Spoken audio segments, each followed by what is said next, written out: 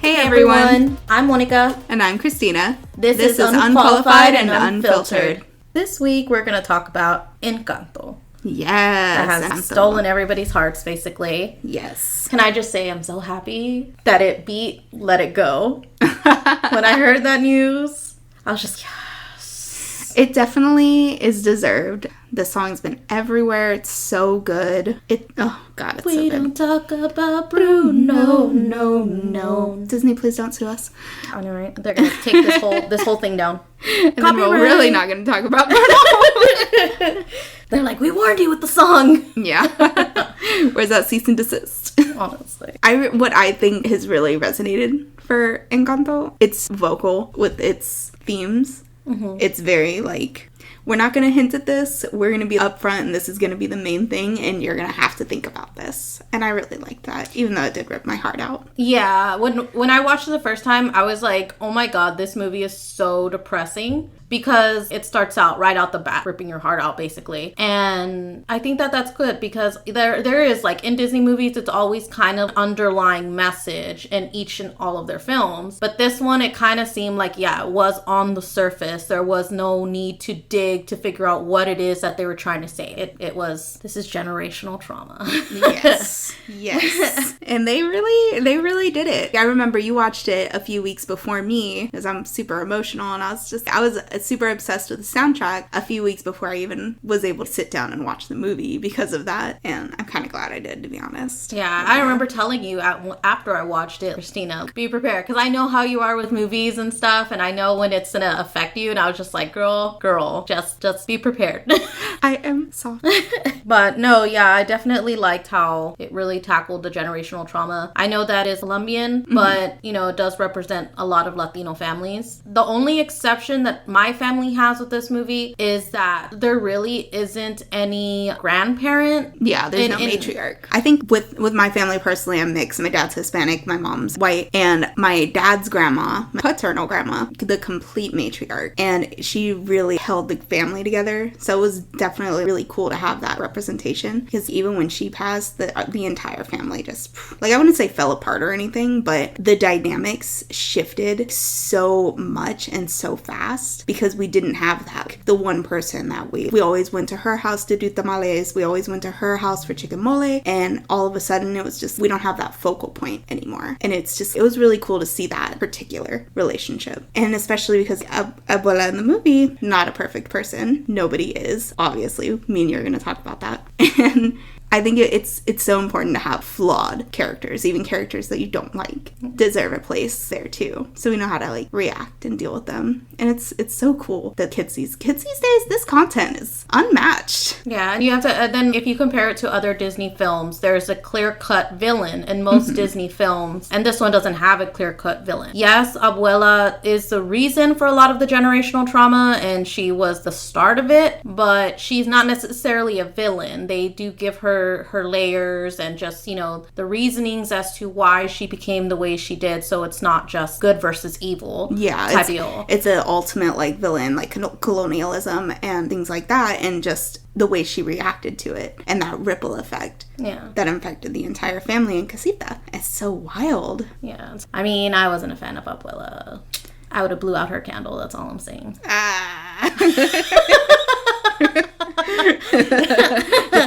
Yeah, if I was her grandkids, that candle would have been snuffed out.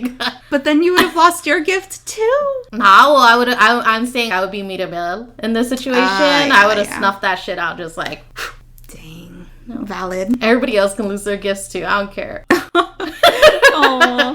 I think it's very interesting to me how we start off this movie with Abuela and her telling of her story, and rewatching it, I realized just how different it is from when she tells me about the story later on in the movie, and how she internalized that trauma and took it on herself and didn't show the horrific things that actually happened. She was just basically bare bones of it. Classic Disney movie where just more grown-up kids will understand what's happening. Something bad happened and we got the miracle. So this is a good thing that happened because with this really bad thing. So focus on the great thing. Versus later on, and she tells everything that happened. It's just, whew, big old traumatic event. And to me, it's so interesting how a lot of this movie has people carrying things that they shouldn't have to carry by themselves. Yeah. And that lack of vulnerability with other people is also a theme for it. Peak. Yeah. And so delightful. And I agree. In the first telling of, you know, what happened with the abuelo and everything, it does show when she falls to the ground and all the walls come up. And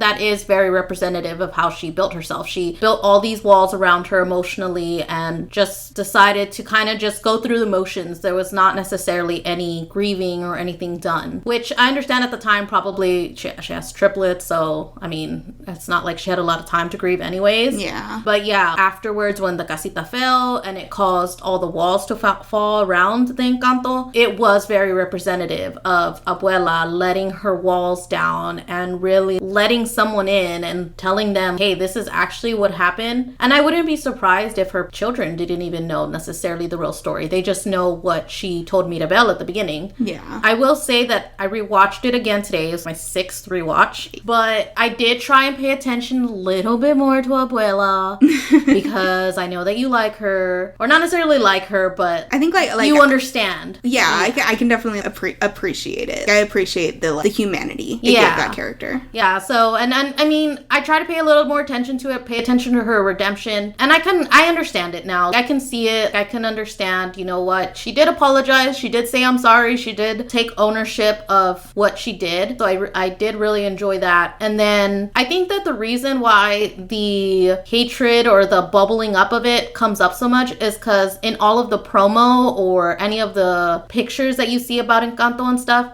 it's Abuela with her stern face and her rigid body and stuff. So when I see that, I just think of Abuela being an ass. Like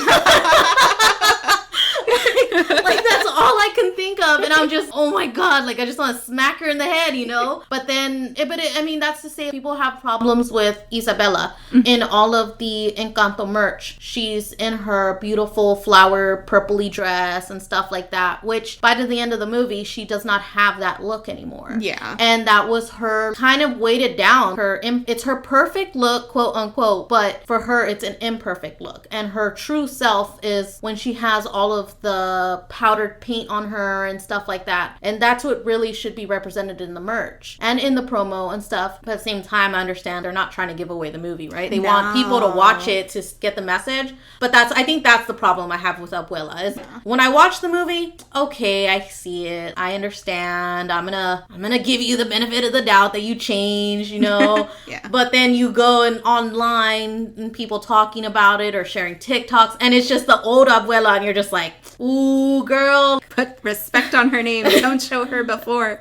Only show the after. Yeah, so. You know, like, actually, to piggyback on what you said about Isabella, I think it's very interesting that the way they marketed Frozen, they marketed not queen version of Elsa before she had her breakthrough and became her true self and started using her powers, versus the marketing with Isabella, where she's not extended that same courtesy. She has to still be perfect in all of the merch, and the sales are suffering because of it. And I think that's a ridiculous double standard that I really am disappointed that they didn't foresee. Like, I really wish they had done better, or at least would come out with a second line where it would do more respect to the character. Because if the character of Isabella had gotten some therapy, as all the Isabellas in the world, I love you, you're beautiful, you're so valid, but it's hard to have that expectation to be perfect. Yeah. And therapy is so great.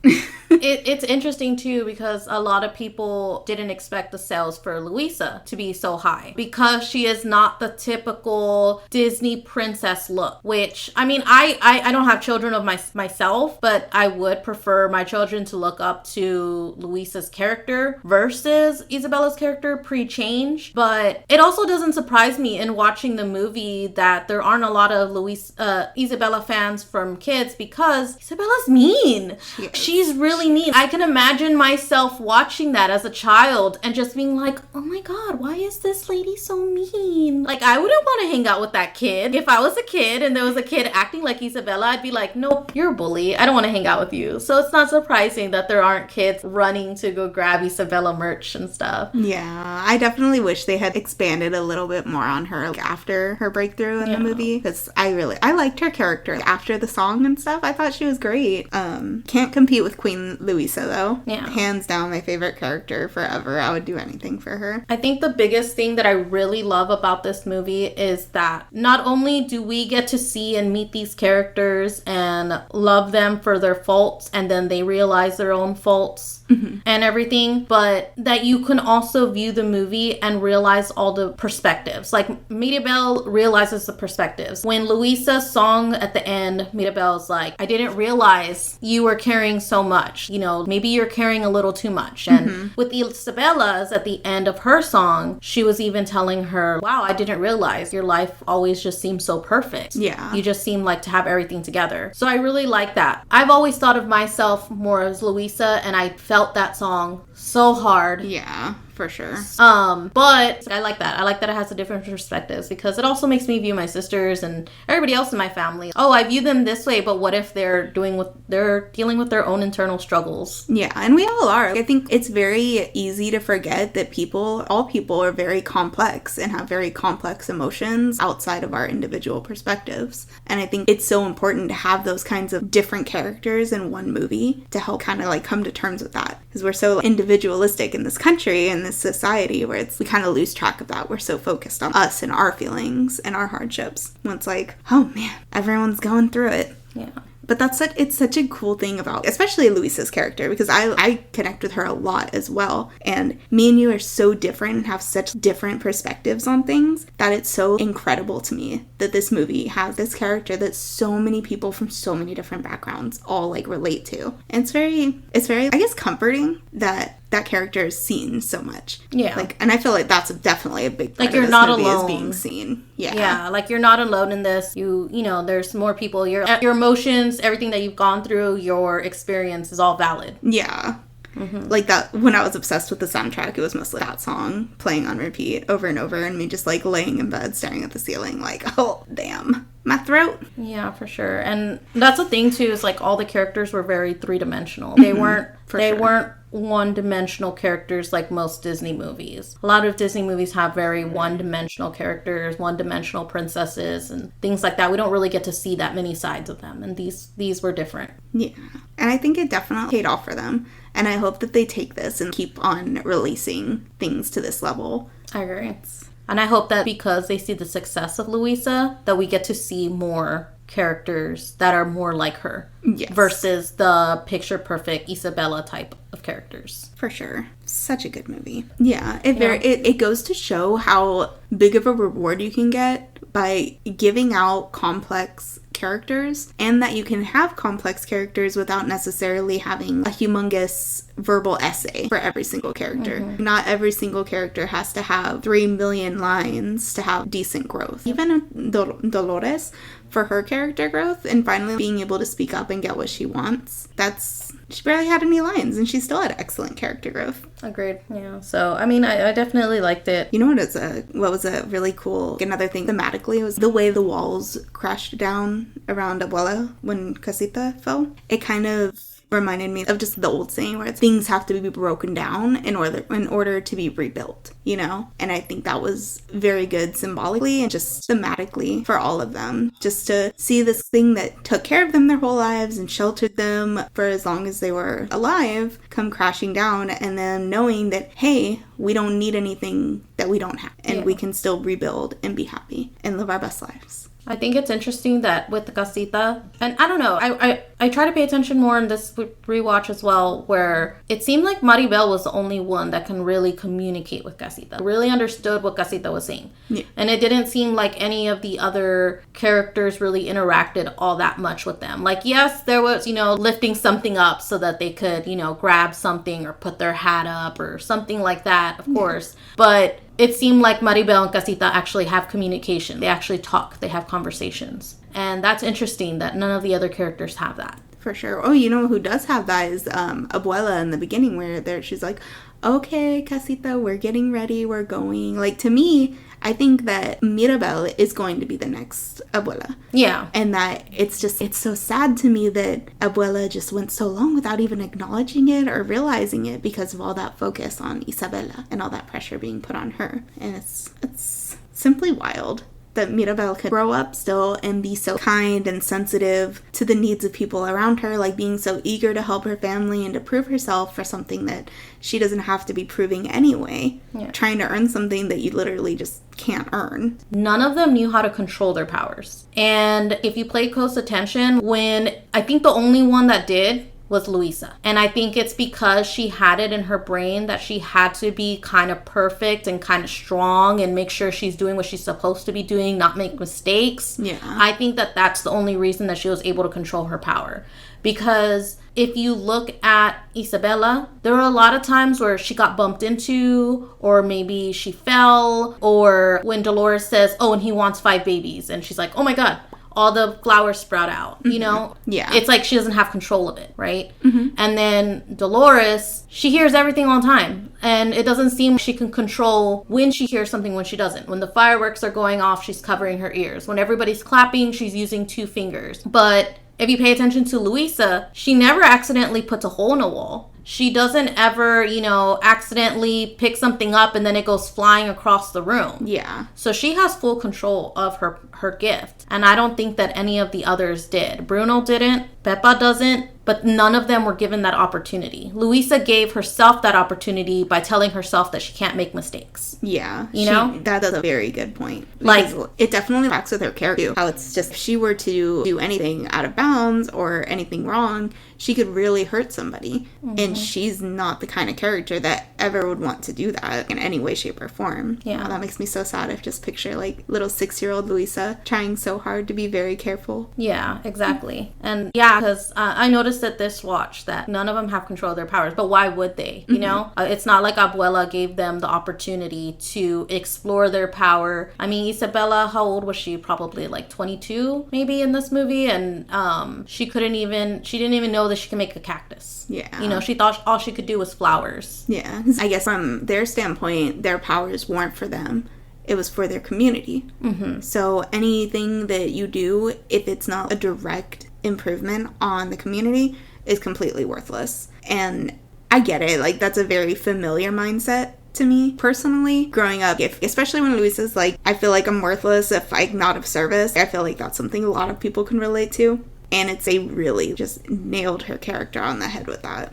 Yeah. With everything. But to say that somebody, if you can't help in a big monumental way, that you're not as meaningful as another person, it's just wrong. And it was not necessarily funny, but at the beginning, when Abuela was telling Maribel about getting her gift, she had told her, oh, you're gonna get a gift just as special as you are. And I was like, she ended up not getting a gift. And I was like, my younger self would have very much internalized that. Yeah. And very much would have been like, well, I obviously suck because I'm supposed to get a gift as special as me, but I got no gift, so I must not be special. I must not mean really anything. And you can tell, like, she's trying to fight it the whole movie. She wants to be special. She needs to be special because that's what you have to be in this family. Yeah. Man, the poor baby. Yeah. So and that end song always gets me too, because that end song is very much not necessarily just about everybody else, like, hey, you're more than just your gift and stuff, but it's very much a Mirabel song where the whole family is finally like, we see you. Yeah. We see everything that you're doing. We see everything that you've been doing. We realize it and we appreciate it. It's hard seeing that scene, and just it's so good. That's how you know media is good, when it brings that kind of emotion out of you, where it's just, oh man. And all the scenes with Mirabel and her mom, because her mom is such a good mom and so like loving and vocal to her, but even her, however good of a mom she is, she still doesn't really see her. To me, it kind of felt like she was overcompensating and saying like, oh no, you're perfect, you have a big heart and cool glasses, which, oh yeah, that's great, but just, yeah, exactly what you said, to just really be seen for how hard you try and the little sacrifices that we do as eldest children for our little siblings.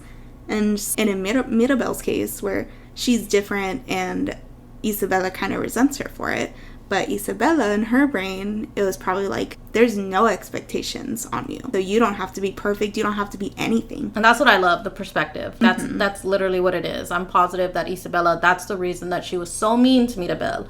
It's very big little sibling rivalry, too. Because no matter what, every sibling's going to have their own little thing. Yeah. And it just rhymes with so many people and their own specific circumstances. And I think that's why this movie's so successful, because it's really something that everybody can relate to in a way that Disney isn't really used to doing on such a big emotional level. Yeah. So, I mean, I definitely love this movie. Like I said, I've seen it 6 times already. Oh, yeah. Definitely a great movie. I think another, like, to close off for it, maybe something that Disney can stand playing around with more is to not have to lean so much on comic relief for movies. Because like Rapunzel had her little chameleon, and then even Moana with Pua King and Hey Hey. Love them. They're amazing, but I don't think they're really fully necessary when you could be telling it from like a narrative standpoint. The animal sidekick in this movie was Casita. Exactly. Yeah. Oh man, it was so good. It so far exceeded my expectations, and the music is so amazing. Yeah, it was great. I really liked it. I love also that, I mean, I've been seeing a lot of TikToks on it and everything, but people showing their parents to start the conversation of like, hey, you know, does this resonate with you? Do you see similarities? Yeah. I mean, it's really sad whenever they're like, what are you talking about? There's obviously nothing wrong. But, you know, when there are some families that are getting it now. And I mean, what better reason to watch a movie than to be able to start a conversation? Oh, for sure. You know? Yeah. Like, it doesn't necessarily even have to be, yes, movies and TV are fun to watch just to watch. But there are a lot of different kinds of movies that you watch and you can have a conversation about it. You can have a meaningful discussion afterwards. And this is one of those movies that you can do that. Like, what's that saying? Life imitates art. I think with this one, because it's the main villain, generational trauma, it's therapeutic that this movie exists. And you can use this as such a beautiful starting point where it's nobody's trying to attack you, because, newsflash, I love you no matter what you do. And I'm still going to love you after this conversation. Like, I know when me and my dad had this kind of conversation maybe a year ago when I was a year or two into counseling. And it was so, like, oddly smooth. And I didn't understand how much I needed to hear it. Just, hey, you might have had to grow up a little too early and too much was placed on you. And I'm sorry. It shouldn't have been like that. And it's just, like, insane how, like, 3 sentences are such a good starting point. Yeah. And this movie is it's just so iconic for it. Just beautiful. I really don't have any negative criticisms for it. And I feel like that's so rare for movies. I don't either. There's literally nothing that I did not like about this movie. Not even a song that I didn't like. Mm-hmm. So it was great. 10 out of 10. Bring it in. Good talk. Bring it in. You want to talk rating? Yeah. Okay. I will give this 5 out of 5 popsicle sticks in the jar. I'll give it 5 out of 5 popsicle sticks too. We got 10 popsicle sticks. Yay! So, we watched The Woman in the House Across the Street from the Girl in the Window. New series on Netflix. I hated it. Cue the round of boos. Boo! Boo! Tomato, boo! So, we were originally only supposed to watch the first episode, guys, to do episode 1 review. Me and my husband decided to binge the whole series. And let me just say, my opinion did not change from episode 1 to episode 8. It was consistent. I love myself, and I very much value self-care, so I did not continue with that series. But I will probably at some point, because I do love Shelley Hennig, and I will watch whatever she is in. But I was very disappointed with the first episode. Yeah. I think I had very disappointed. If it wasn't for my husband, I would not have watched it all. But he was just, I want to know what happens. Like, I need to know. And I was, all right, let's do this thing. Like, they're short episodes. Let's just do it. And we watched it all. I think we watched it in 2 days. Oh, like, wow. we watched 4 episodes one day and then the other 4 the next night. But no, my rating did not change. My opinion did not change. It was still the most horrid show. I remember we called each other afterwards because we planned on doing this review for the show because we love Kristen Bell. We do. We actually we have a book club with another friend of ours, and we read The Woman in the Window, and we did enjoy the book, did not enjoy the movie. Excellent book. Questionable movie. Yes. So when we saw this was coming out, we shared it in our book club chat because we thought it was hilarious that they were making basically a parody of a book that we read. So we were like, yeah, let's do episode 1 review. And we called each other after we both watched it separately, not even at the same time did we watch it, and we both had the exact same opinion of it being utter trash. And that's rare. I feel like whenever one of us thinks something is trash, usually the other one at least like semi likes it or gives it the benefit of the doubt or really likes it for some reason. And this was one of the first occurrences where we're both just like, we made a what mistake. The fuck? I remember even, it is so rare that when we called each other, we were so apprehensive about telling each other what we thought about it. We were like, so what did you think? And we were just, it was bad. And then it was like, it was bad. For sure. I had no problem with any of the acting. I think all the acting was cool.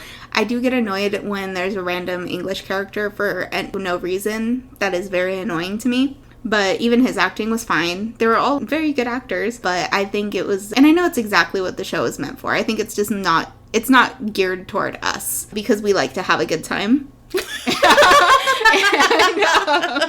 I think that the show has just suffered from not picking one side of the aisle. It couldn't decide if it wanted to be like a serious comedy or straight up satire parody. I think it had no idea what it was. Yeah, and I don't even think it was something that it walked the line. I don't think it even did that because I wish that it would have chose one side. Yeah. I wish that it would have taken the role of actually being, serious with a little bit comedic relief. I mean, that's not unheard of in serious shows. There are funny times in serious shows.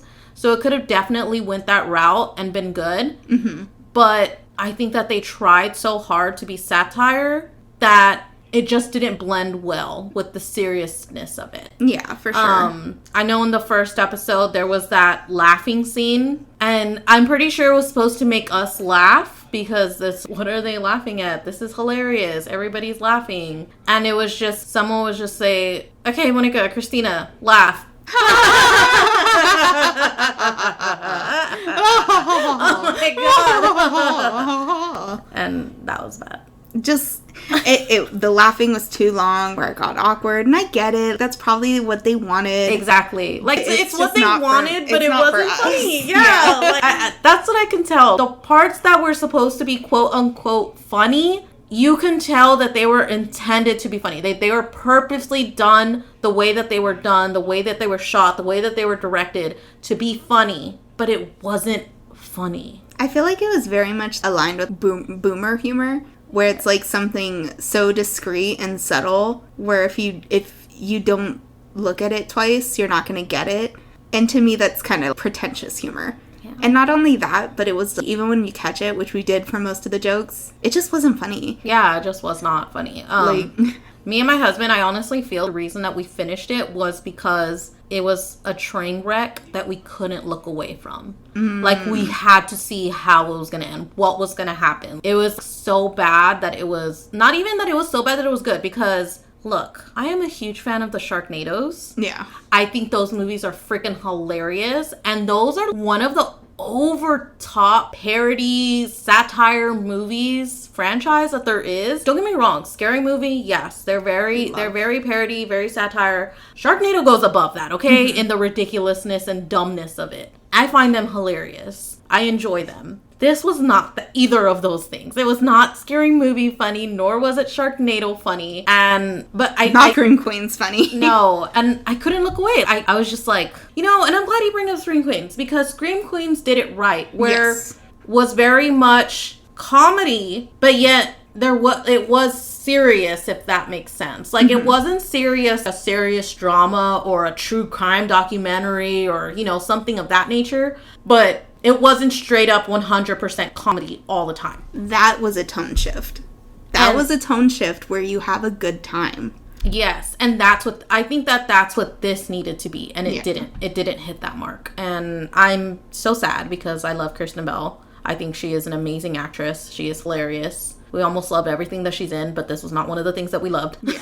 And it's good for her because it's, oh man, the acting was so bad in this show, I can't deal with it. No, everybody did exactly what they wanted to do. It's just that this was a miss. Yeah. And I can tell you from me watching the whole thing, I'm pretty sure there's going to be a season 2. I don't know if I'll watch it though. I probably will not. But yeah, the only notes that I took on this one was that I needed that wine opener because that would make my life a whole lot easier. I've seen a lot of TikToks actually about that wine opener and the bowl of corks and stuff, and it's just, okay, where do we get that? Like, honestly, like that wine opener was just a one and that's it. And that's awesome. I want that wine opener so bad. But yeah, other than that, Carol's a dick. Yeah. The only part that I found laugh out loud in the first episode was when the daughter was, I can't give you a kiss. And she was, why can't you? It's just, I'm dead. Duh. It was just so deadpan, it made me laugh. I don't even know. Well, I'm pretty sure it was supposed to be funny, but yeah.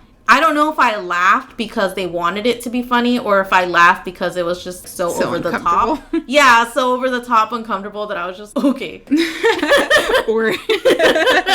Yeah, so I think I did give it, I kept my rating the same. I gave this, well, we're doing popsicles. We're doing our rating systems popsicle sticks. Mm-hmm. So I'm going to go ahead and give it 1 popsicle stick out of 5. I think I'm going to keep mine at 1 as well. 1 popsicle stick out of the jar. Because the funniest bit to me was the casserole thing. And to me, even that wasn't that funny. It was just, Can I just very say, dry. We watched the trailer to this prior to it getting released, and they made it seem there was going to be a million casserole dishes that were going to be broken. And don't get me wrong, there were plenty, but it's kind of like they forgot about that gag towards the end of the season because there wasn't a lot of casserole dishes broken after like the first 2-3 episodes. So I mean, I wish they would have kept that gag going because I really wanted to see how many casserole dishes she owned. So that is a total of 2 popsicle sticks. And they should be so lucky. Kristen Bell, choose your scripts better. Thank you. I think she did this one on purpose. I think she really thought this was going to be her moment. And it kind of, I wouldn't say it upset me. I really was just kind of low-key disappointed. There's plenty of people that like this show. So it's really no skin off our backs. There are a lot of people that like this show, which is surprising to us. But, yeah. I mean... You know what? We're just too each their own, you know, to each their own. Facts. I will go watch Anna Faris in Scary Movie or Scream Queens for the 18th time. There's a lot of people that hate Sharknado, but I'll watch it. It's very true. Or, you know, any shark movie to me is a parody of itself because I am remiss to find any good shark movies. Yeah, but true. Must a thing be good for you to enjoy it? Is the real question. Yeah. Does it have to be good to have a good time? Have a good time, I'll watch that movie over and over. And the last show for this week is episode 1 of How I Met Your Father, the reboot for the acclaimed How I Met Your Mother series, which I love. Yes. So we did watch episode 1. I personally liked it. I'm looking forward to the rest of the series. Oh, for sure. I did as well. But I think a very important thing is do not judge this episode on the first 2 minutes. I think the first 2 minutes are very rough. Cringy? Are they cringy? They were super cringy. How did the kids say? It was so chuggy. Yeah, but I actually did notate that because the laugh tracks in the beginning of the first episode, oh my god.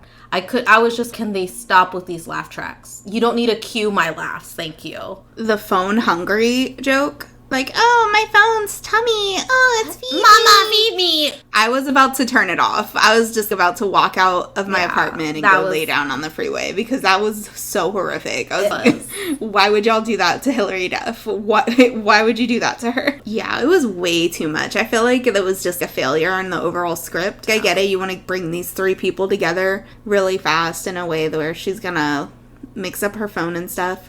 That's all well and good, but I thought it was done so poorly for the scene. Yeah. I wish that the phone mix-up would have been detailed a little bit more in her getting out of the cab and stuff, because I think it would have hit better. than just her, oh my god, this isn't my phone. The first time I watched it, I didn't even catch it. I was, why the hell is she at this person's bar? And then she was, I have my phone. Hello. And I was, oh, okay, I guess she mixed up her phone. Yeah. I really do wish they would have just hinted a little, showed, maybe even showed the switch in the car. Just showed her grabbing the wrong phone and just had a little up close shot so that the audience knows, oh shit, that's not her phone. When is she gonna figure it out? Oh my god, ha ha ha, so funny. Yeah. I wish they would have done that. I think that would have made that little part hit just a little bit better. For sure. I think that was definitely the weakest part of the episode was the beginning. Those first 2 or 3 minutes. Agreed. Overall, I really liked the proposal in episode 1. I think that was a very nice throwback. I think that was so cute. It was. I liked it. I really liked that character too. I do. I like the character. He's my favorite so far. It's really funny because his friend Jesse, I guess his character doesn't remind me of Ted, but his voice for some reason is very Ted-ish. Oh, like Josh Radnor? Yeah.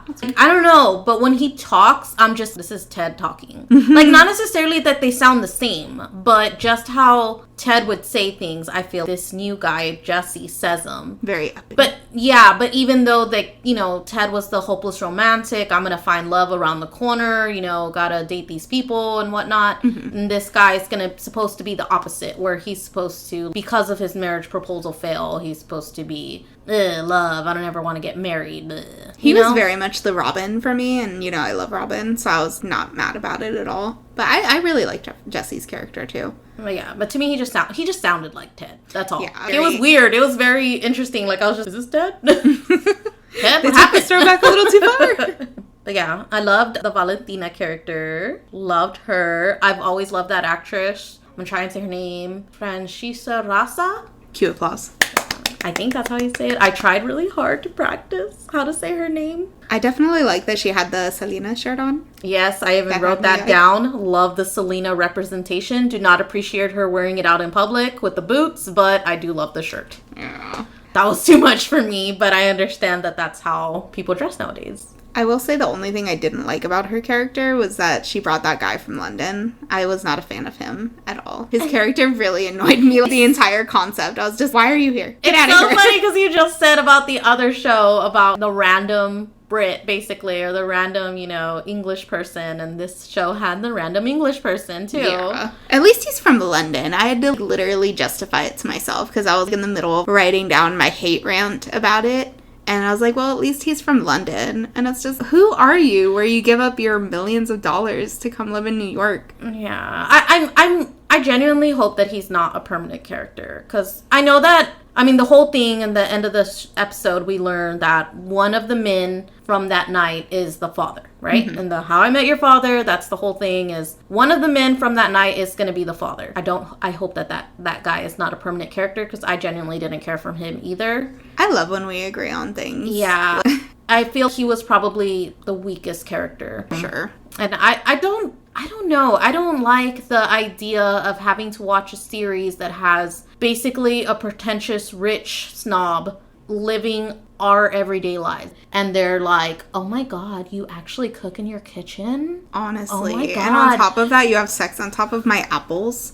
My organic apples. Or, oh my god, you drive your own car? You don't have a driver? That would get to me. I would not want to be someone's friend if that's the way they viewed my lifestyle and that's the way they viewed. And I understand that it is different, it is polarizing, but his character and the way that he does it comes off very judgmental. And I guess there could be that growth in the series, but I just don't care to see for it, at least based off of this first episode. Yeah. I don't mind him getting dropped in the second or third episode. I get it. It's their answer for Barney and stuff, but to me it was just, the script really needed work. I think the characters and stuff too, just some of them really hit and some of them really missed. Yeah. And to me, his character is just completely unnecessary.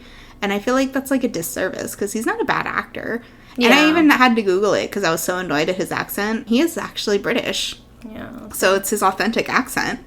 And I think it's so frustrating because they haven't given you an actual use.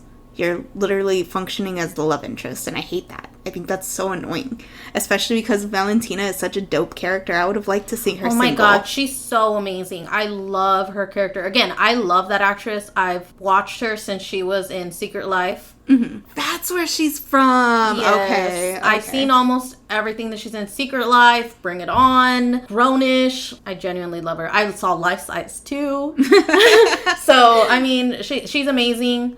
I love her character in the show. I'm so excited to see how she develops in the series because she does seem very much party girl, kind of go with the flow type of deal. I feel like she's going to be the kind of the Ted, but not as losers as Ted, because I was not a Ted fan. I know Ted was the main character in the last, in How I Met Your Mother, but I was not a Ted fan. I don't think anyone was a Ted fan. I don't think Ted was even a fan of himself at the end. Yeah, definitely not the worst character ever developed for TV, but so pretentious and for what? Yeah, so and you say about some of the actors and the characters hit, some didn't. Mm-hmm. I know that you're a fan of the actress that plays the older version of Hilary Duff's character. Mm-hmm. Yes. From Sex and the City? Yes, but I did not care for her scenes. Oh, really? I've never seen Sex and the City, nor do I think I've seen anything else that she's in, so it's nothing against the actress or anything like that. I just didn't care for her dialogue. It seemed weird. It seemed forced. It seemed like it was trying so hard to be funny, but it was not funny. And yeah. I think overall... Where's my wine? Where did I put that bottle? It's just... Oh my god. It's are we watching that Kristen Bell show again? Yeah. What's going on? I think she definitely changed her tone. It wasn't the same diction she used for Sex and the City, and I kind of appreciated that she actually came as a different character. But I definitely agree. A lot of those scenes are really, really cringy. I feel like the script is overall pretty bad. Yeah. And we just dislike it so much for the throwbacks to How I Met Your Mother and that we love Hilary Duff. Yes. For sure, if I wasn't a fan of the original and if I didn't like Hilary Duff, I wouldn't watch the show. But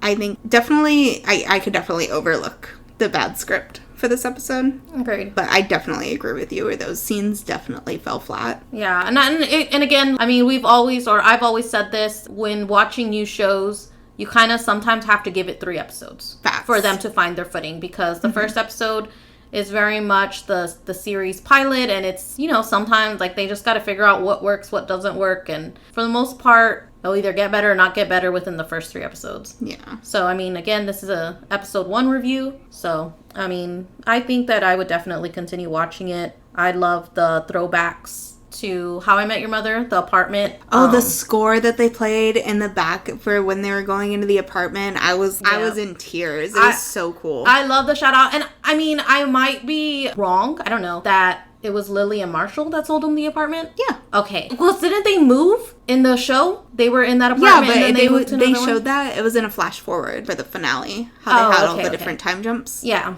Okay, so I love that. I love that they mentioned that they bought it off of Marshall and Lily, and they left the swords.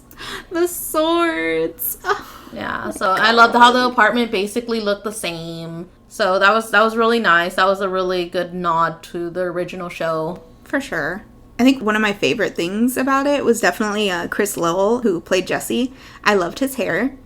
I think his hair looked really beautiful the entire time. Half of the time he was on screen, I was just, why can't my hair look like that? What do I have to do? I'm going to DM him for his hair. You need a professional hairstylist. Yeah. Oh, you know what? Another character I really liked? Jesse's sister. I really liked her. I love the gays. She's so awkward. For sure. And I was just, oh my god, a gay. Yeah. A fellow gay. It was funny because I was thinking about that when I watched it. I was like, oh my god, Christina's already going to love this character. I know it. Seriously. It's basically, I feel for that. I also swing and miss constantly. Yeah, so. It's hard out there. As a single gay to another single gay. I see you. It's hard out here. Yeah. So I'm excited to see that storyline too, especially since she's supposed to be an adopted sister, so how that's going to play out as well. Since obviously these men in the series that they show in this episode 1 are going to be more than likely in the entire series. Oh yeah. I really liked them. I'm not mad about it. The only character I don't like so far is that random English dude whose name I don't remember. I want to say his name's Robbie, but that's not it. That's from Victorious. I want to say Valentina's boyfriend. Yep. Valentina's boyfriend. So they described Sophie's parents, which is Hilary Duff's character, as the mom was a party girl and the dad was not necessarily around all that much. Are we under the assumption that Sophie's parents are characters from How I Met Your Mother, because I don't know who would fit the party girl status of How I Met Your Mother. I kind of assumed, honestly, it was a random person that Barney hooked up with, and the mom just never told them. And that's what I'm going to probably assume. That's what I'm thinking. Yeah, otherwise. That's what I was thinking too, if not Ted. Ted was the dad, and he didn't know. And, because, I mean, Ted hooked up with a lot of freaking people in How I Met Your Mother. So, I wouldn't be surprised. And I think there were a couple characters that he hooked up with that fit the party girl stereotype. The girl with the pineapple. Yeah, so, I mean, it's possible. But, yeah, I do agree that it could possibly be Barney as well as the father. That's what I was wondering, if they are going to have the parents that are going to be relevant to How I Met Your Mother, or if this is just kind of a complete reboot. So I guess this would be a requel. Oh, yeah, the requel. A requel, if it actually does connect to How I Met Your Mother, right? Mm-hmm. And they bring back the old characters. But if not, then it is a reboot. I'm kind of conflicted when it comes to that, because on one hand, I think that it would really make it very cool, especially if it was Barney, because Barney's relationship with his newborn daughter saved that finale. To me, I was sobbing when he had his little monologue with his daughter. I thought that was so beautiful, and I think it would really add a really needed layer of emotional depth to the series. And that mom was a party girl too, wasn't she? Yeah, she was. Yeah. And I think that would add a lot, because he would obviously be devastated if he had another kid out there and didn't know until she was an adult. I think it would really add something important. Mm-hmm. But also, the script is so bad that I kind of don't want to impose upon them, and they're all doing their own thing. Yeah. So we'll see if it does connect within the next few episodes, I guess. Any guesses as to who the dad is? If it goes along with How I Met Your Mother lines, it's the Ted and the Robin, so it'd probably be Jesse. It's probably going to be Jesse, and then I'm going to be annoyed because I really like Ian. I don't think it'll be Ian. I think that's too obvious for it to be Ian. Or not that it's too obvious, but I think they'll date. And then they'll end up breaking up. Yeah, like he's going to be the Victoria, like the one who always comes back to. Yeah. I do love Victoria, too, I think. Or possibly that he could be the Robin it's making it seem like this is the person that he's supposed to be with, or she's supposed to be with. But then they're going to do the whole, like, freaking rug pull out. Yeah. Oh, Sid. I really like him, the bar owner. Yes, the bar owner. That's who I think is the dad. That's my prediction. That's probably exactly what the series needs, so it needs that emotional depth. Right, it was very surface level. I didn't really feel much of anything. I feel like it doesn't really cling on to that as much. I want to meet the mother of my children and the future, the person I'm going to love forever. And as a single person, that really resonated with me. I love that. I think it's cute. A little cutesy soulmate type thing. But with this one, I feel like that was definitely the backseat of it, where she focused so much on like Tinder and stuff. And I know it's like to go with that age and stuff and how times have changed, but I feel like it was definitely geared to temporary versus long-term. Yeah. Not that there's anything wrong with that, obviously, but just little subtle differences. They aren't committing fully one way or another as a show. It's kind of like the first episode was kind of like just put out there. It's very clearly a pilot. Yeah. Mm-hmm. Exactly. No stakes. Yeah. No stakes were taken. Yeah. So I'm excited to see the series, and we'll definitely do a follow-up episode on a series review. But as for episode 1... what would be your rating for episode 1? I will say 3.5 popsicle sticks for this first episode, because solely of the joke where it was a date so good you don't check your phone. I thought that was hilarious, and that was definitely the standout joke for me. So for that, 3.5 popsicle sticks. So I'm giving it a 4 out of 5 popsicle sticks. Ooh. Mostly for the character of Valentina. Mm-hmm. Love her. Amazing. I can't wait to see what happens with the rest of the series. I, of course, love Hilary Duff. Facts. So I'm excited to see her success in this because of the Lizzie McGuire not working out. That's a total of 7.5 popsicle sticks. This week's jar pick is... what is one thing that annoyed you this week? Ooh, one thing that annoyed me this week. I already know mine because it just happened yesterday. Oh, really? Yeah. God, I feel like this has been a rough week. I feel a lot of stuff has annoyed me. I have a dog. His name is Gizmo. He's a Schnauzer. So, if anybody doesn't know, Schnauzers need haircuts. Often. Yeah. Because they grow hair. And the hobo look is not it. Not for Gizmo. Not it. Yeah. And even though he's been getting haircuts since he's a puppy, he's still a butthole about getting them. I used to take him to go get it done with a groomer. Our groomer moved to another state, so I decided to learn how to cut his hair. I just do a basic same number all over, but I still have to trim his face and his paws, and he is the worst, and he always seems to know when it's gonna happen, and he will run away, and he will try and hide his head from me and just not let me cut his hair. Aww. And I'm like, bro, we do this 3 times a year, Matt. Why are you acting so dramatic for? Why? So that was annoying, having to cut his hair. I mean, thank goodness I only have to do it like 3 times a year, because his hair doesn't grow ridiculously fast or anything like that. And I cut it short whenever I cut it, so that I don't have to do it so often. Oof. So that was annoying, having to cut his hair yesterday. Well, I cut his paws and his face yesterday, and then today I cut the remainder of his body and took him a bath. Man, I am so sorry. And then when it was bath time, he was trying to hide in his crate, and I was like, yes, no, you usually like baths, because he likes to drink the water. Oh my god, true. Yeah, so I was just, why are you hiding? But he got a treat afterwards, so it's fine. That's good. He deserves it. Not. You know, I think mine is my dog's too. Oh my god. So a few days ago, I was going to take my bigger dog, Finn, and I have blue heeler mixes. One is smaller mixed with a Dachshund, and the other is a blue heeler and I have no idea what mix. And I was going to take him out to go on a walk. And my neighbor was trying to get into his apartment across the way from me. And Finn immediately started barking, which I live alone, so I don't really have a big problem with my dogs barking. Nobody's gonna break in on my watch. But my smaller dog, Ruka, did something she has never done before and completely ran out the door. Oh my god. To start barking at this person who's just trying to innocently get into their own damn apartment. And anybody who has a wiener dog understands that they're selective hearing, but oh my Lord, it was cold. I was in my pajamas. I had no bra on. I was in my chunkless. I went out and I was just like, oh my god, sir, I am so sorry. And this dude was being so nice about it. You can tell he was super annoyed, obviously, but because you just have my tiny dog barking at him and I have my big ass dog in my arms already, and then my little dog is just not listening, and I'm just like, Ruka, no, leave it. And then I put my big dog inside, get my little dog. Dude's looking at me like I'm crazy, which I'm sure I did very much appear to be crazy as hell. And then my dogs just look at me like, anyway, you like how I just kept you safe from the random bystander going into their apartment? Yeah. Oh my Lord, it was so embarrassing. And I know it's my fault as an owner. I need to be more on top of it and be more aware of my surroundings. But oh my god, I was so embarrassed. Yeah. And that was very annoying. Dogs, they're gonna be the death of us one of these days. Honestly, and I love them so much. It's wild sometimes, like, what our dogs do that's just so random and out of character. Honestly. Can't trust anyone in this world. They're attacking us through their actions. Oh man. I love them dearly, but do they annoy the hell out of me? Yes. Yes, they do. Same. I still love them and feed them top-notch food. What a week. What a week. Great episode 2. Oh, yeah, for sure.